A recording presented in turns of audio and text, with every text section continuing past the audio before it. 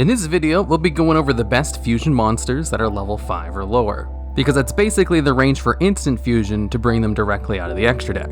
Although we will be talking about cards that are not proper targets for instant fusion as well. And at number 10, we have Kaminari Attack. This is a level 5 non-effect fusion monster with low stats and 2 bad vanilla monsters as its materials. And you'd be surprised to hear that this card actually sees lots of competitive play. And the main reason for that is because it's a Thunder-type fusion monster, who can be brought out of the extra deck with instant fusion. A card that lets you special summon a fusion monster from your extra deck and treat that summon as a genuine fusion summon. And Kaminari Attack combos very well with Thunder Dragons, because it can be used as a starter for combo plays, as it can be used as one of the materials for some summer summoner, and it can be used later on to bring out Thunder Dragon Titan, as it requires a Thunder Fusion monster as one of its materials. If you bring it out without Thunder Dragon Fusion, of course. And since it being a Fusion Thunder monster combos so well with what Thunder Dragons want to do, it's able to see a lot of play because instant fusion exists, even though it's never used for its stats or anything else about it. That's kind of why it's at a low spot on this list. And at number 9, we have Monster of Theseus. This is a level 5 tuner fusion monster, and is currently the only fusion tuner monster in the game. And it's a non-effect monster that just requires 2 tuner monsters as its fusion materials. Now, this card was obviously created to be brought out of the extra deck with instant fusion, and is a great card to play if you need quick access to a tuner monster without using up your normal summon. And the fact that it's level 5 actually makes it not half bad, because usually getting out high level tuners is pretty difficult, and this is probably the easiest high level tuner you can bring out.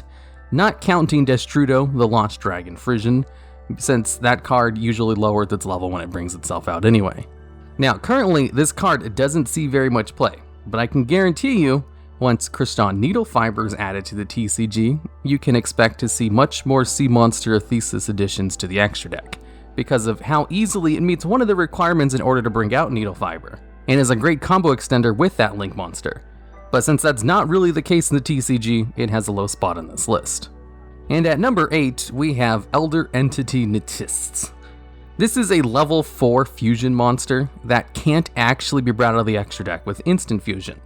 But funny thing about this card, even though you can't cheat it out of the extra deck with instant fusion, it's mostly used to be sent directly from the extra deck to the graveyard, and rarely is it actually brought out onto the field, because this card has a floating effect that if it's sent to the graveyard, you can destroy one card on the field. And it doesn't matter how this card is sent to the graveyard. So any monster which is able to send cards directly from the extra deck to the graveyard will usually play Elder Entity ntss in order to have some spot removal, which actually makes this a really good low-level fusion monster, despite the fact that it's never actually used for its on-field effects. Now, what its effects on the field are, is it requires 1 synchro and exceeds monster as its materials, and then you can special summon this card from the extra deck by sending its materials from your field to the graveyard, so you can't use polymerization to bring this card out. And then, once per turn, you can special summon a level 4 or lower monster from your hand, which is actually not a half bad effect. I'm sure most people don't even know what this card's effects on the field are, because it's almost exclusively used to be sent directly to the graveyard. And at number 7, we have Invoked raidjin. This is a level 5 fusion monster who has the quick effect of Book of the Moon, basically, where during either player's turn it can flip one monster on the field face down.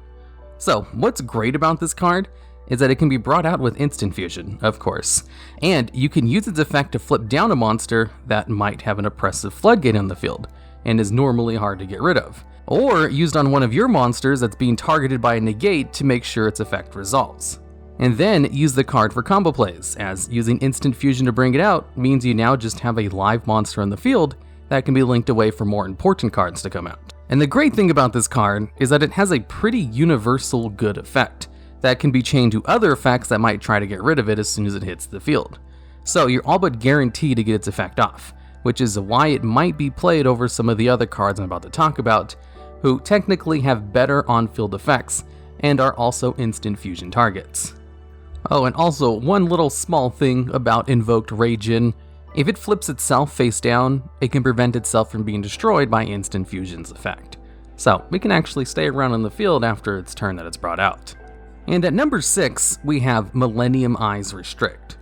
This is a level 1 fusion monster, which has the effect on field where once per turn, if your opponent activates a monster effect, you can equip a monster from your opponent's field or graveyard to this card, and then negate the effects of monsters that share that card's name, as well as giving this card its attack and defense.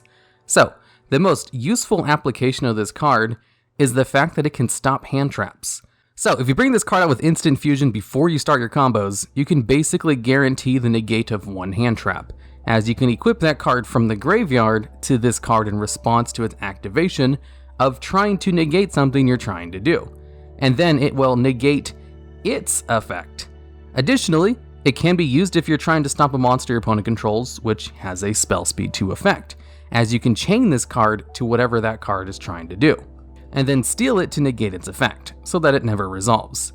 So this card is like the monster card version of Called by the Grave, a spell card that lets you banish a monster from your opponent's graveyard in order to negate monsters with the same name as that card for the turn, which is commonly used in combo decks in order to stop hand traps. Called by the Grave is generally the card people use if they want to stop hand traps, but Millennium-eyes Restrict is also an option. A good option too. The only problem between the two of them is that your opponent will know to just not use hand traps, so they don't waste them when Millennium-eyes Restrict is on the field, and if it's the first thing you do during that turn, then your extra monster zone is taken out by this card. So you'll eventually have to get rid of it if you want to continue your combo plays, in which case they could then use their hand traps for the rest of the turn. Whereas with Called by the Grave, you can just chain it to a hand trapped activation, and your opponent wouldn't even know you had this card in your hand. Although the fact that Millennium-eyes Restrict can cause your opponent to not want to use their hand traps is also good. So it's still a really great card that's versatile in that it stops spell speed 2 monsters in the field as well as hand traps. And this card absolutely deserves a high spot on this list. It's just the first 5 cards see more play, or are just a little bit better. And at number 5, we have shaddoll Winda. Now this card has 3 effects. One of them is that if this card is sent to the graveyard, you can add a shaddoll spell or trap from your graveyard to your hand, which is not why this card is on this list. Basically, it's here for the other 2 effects, where this card cannot be destroyed by your opponent's card effects, and each player can only special summon 1 time per turn while this card is face up on the field. Now, normally, since instant fusion destroys the monster it brings out during the end phase, there wouldn't really be a point in playing shaddoll Winda, as it would just destroy itself during the end phase, as its effect only protects itself from your opponent's card effects, and not your own card effects. But if you play this card within an Orcus deck, and they use their Exceeds monster Dingirsu, the Orcust of the Evening Star, who can detach 1 Exceeds material to prevent your cards from being destroyed by battle or card effects.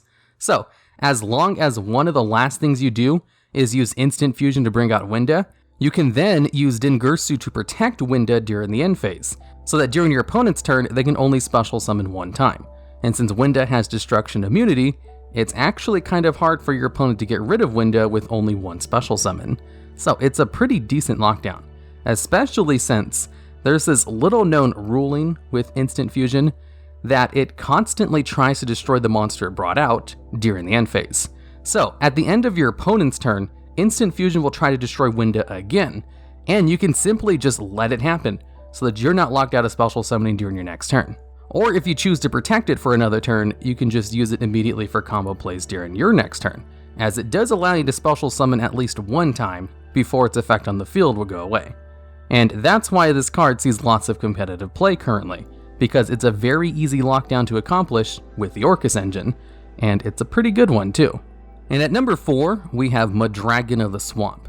This is a level 4 fusion monster who can be brought out with instant fusion, who has the effect where your opponent cannot target monsters on the field which share the same attribute as this card.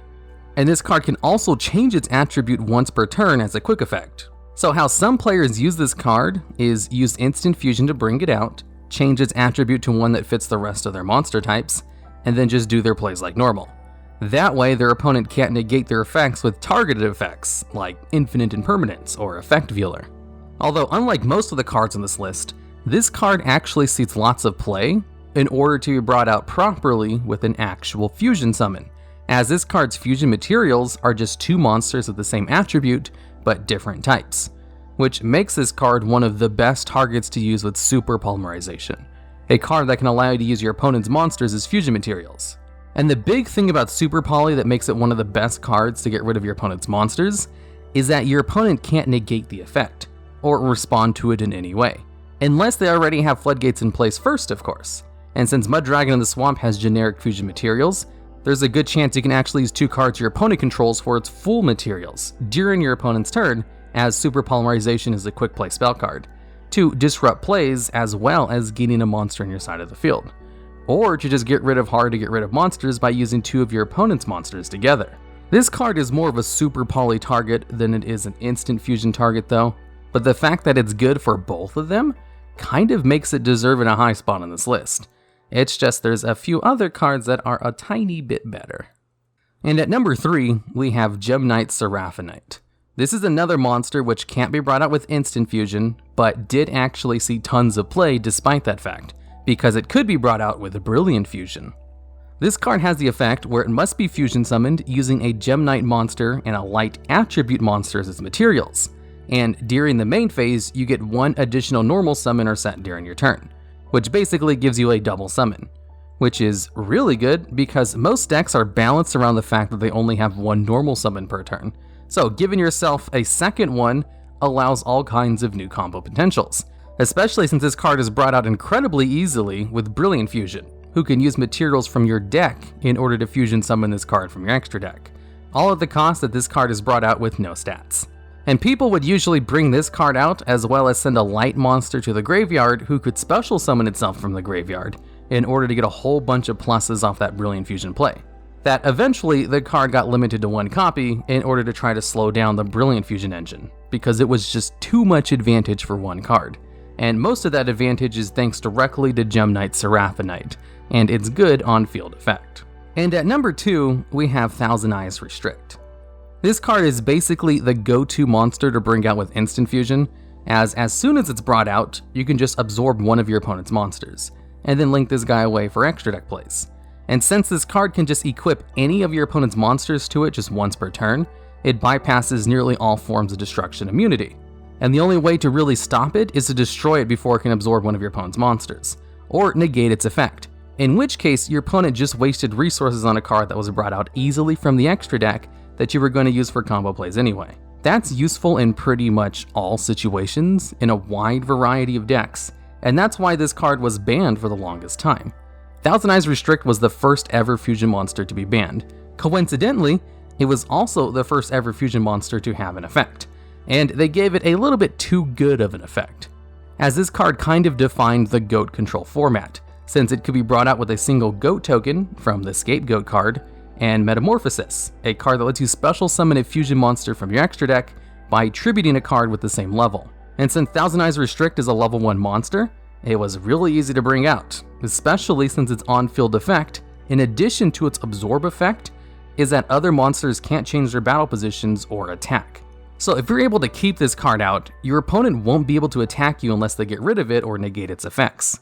And because of this card's strong synergy with instant fusion, it stayed on the ban list for years before randomly being released from the ban list, as they didn't think its effect was that broken anymore, especially with so many other good instant fusion targets that they've added to the game over the years, as Millennium-eyes Restrict also has a similar effect. The only advantage Thousand Eyes Restrict has over that card is that it can use its effect right away, without having to wait for your opponent to do something in order to steal 1 of your opponent's cards. And sometimes it's the most straightforward-like effects that are the most useful, or at least versatile, and that's why this card is still the number 1 choice as the instant fusion target, even to this day, and only because the number 1 card on this list is still banned. And at number 1, we have Elder Entity Norden.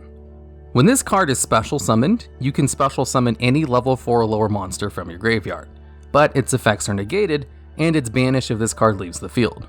Just like with most of the cards in this list, Norden is an instant fusion target, and what's unique about this card is that its effect activates if it's just special summoned. And since instant fusion treats the summon as a genuine fusion summon, that means this card could be considered properly brought out. You could then recover Elder Entity Norden from the graveyard in order to use its effect multiple times per turn with cards like Refusion. And since this card can bring out any level 4 or lower monster from your graveyard, this card is the ultimate combo extender, which can be easily brought out with a card that is almost exclusively used as a combo extender, which made Norden kind of overpowered and good in pretty much any deck, as it was basically a +1 every time it was brought out. And since its particular form of special summon was good in pretty much any deck, as it could be used as a 1-card rank 4 or a 1-card synchro play if it's special summoned to tuner. And there were even some decks that brought it out properly, as its materials are 2 synchro or exceeds monsters and any variation of those two. So Zodiac decks were actually running polymerization in order to fusion summon Norden out, because its effect was so good that they could still go plus off of bringing it out the old-fashioned way, in addition to its instant fusion, of course. Elder Entity Norden just enabled way too many combos too easily, with no once per turns on any of its effects, and a very easy way to reuse its effect many times per turn. And that's kind of why when they released Elder Entity ntss, they made sure it couldn't be brought out with instant fusion, and then they restricted its special summon to only monsters from your hand. And then they gave it a really good floating effect so that people would play it anyway. But nowhere near as much as Elder Entity Norden, who was one of the best fusion monsters of all time, and just happens to be a level 5 or lower fusion monster, who is the best instant fusion target in the game as well. If they were to ever unban this card, they'd probably just need to ban instant fusion, honestly, or errata this card to give it a hard once per turn, or make it so it can only special summon monsters from your graveyard when it's fusion summoned, and not with just any special summon. Alright, and that's the end of the list. If you think there's any other level 5 or lower fusion monsters that should have made this list that I missed, I'd love to hear about them down in the comments. If you have any more ideas for pretty specific top 10 ideas, I'd love to hear about those as well. The more gimmicky the ideas, the better. And don't forget to subscribe for weekly videos just like this one.